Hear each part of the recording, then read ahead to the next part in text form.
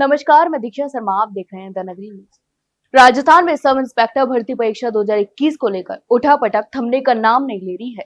High court द्वारा इस भर्ती को रद्द किए जाने के बाद एक और चयनित अभ्यर्थी फैसले के खिलाफ अपील में जाने की तैयारी कर रहे हैं, तो वहीं दूसरी ओर राज्य सरकार की चुप्पी ने कई सवाल खड़े कर दिए हैं। इसमें सबसे बड़ा सवाल यह है कि सरकार की ओर से अब तक कोर्ट के फैसले की सर्टिफाइड कॉपी के लिए आवेदन क्यों नहीं किया गया।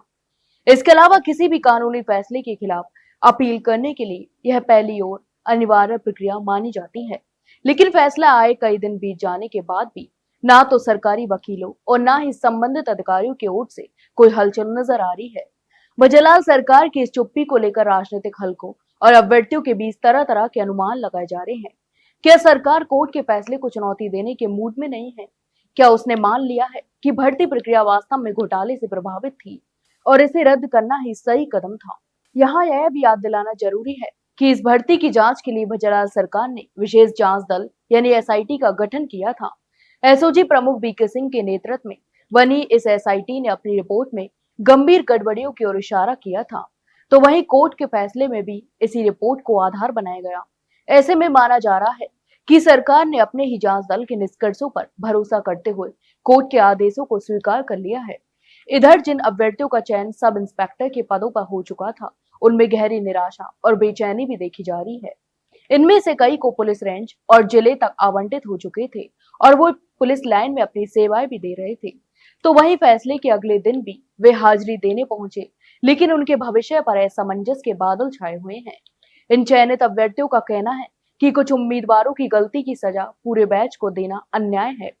उनका मानना है कि यदि भर्ती प्रक्रिया में गड़बड़ी पाई गई है तो केवल दोषी उम्मीदवारों को बाहर किया जाना चाहिए, ना कि पूरी भर्ती को खारिज किया जाए। यही वजह है कि अभ्यर्थी कानूनी सलाहकारों से संपर्क कर अपील की तैयारी कर रहे हैं। इस पूरे मामले पर भाजपा प्रदेश अध्यक्ष मदन राठौड़ और शहरी विकास मंत्री झावर सिंह खर्रा ने शुक्रवार को बयान दिया। उन्होंने कहा कि हाईकोर्ट के फैसले की सरकार द्वारा समीक्षा की जा रही है और उचित स्टैंड तय करने के बाद ही आगे की कार्रवाई भी की जाएगी। इससे यह संकेत जरूर मिलता है कि सरकार अभी किसी निष्कर्ष पर नहीं पहुंची है और कानूनी पहलुओं पर विचार कर रही है। कुल मिलाकर राजस्थान एसआई भर्ती 2021 रद्द होने के बाद हालात बेहद उलझे हुए हैं। चयनित अभ्यर्थी न्याय की उम्मीद लगाए कोर्ट की राह देख रहे हैं, जबकि सरकार के रुख पर सस्पेंस बरकरार है। अब आने वाले दिनों में साफ होगा कि सरकार कोर्ट के फैसले को चुनौती देती है या अपने ही एसआईटी की रिपोर्ट पर भरोसा कर भर्ती रद्दीकरण को अंतिम मान लेती है। फिलहाल अभ्यर्थियों और उनके परिवारों की धड़कनें तेज हैं, क्योंकि उनका भविष्य इसी फैसले पर टिका हुआ है।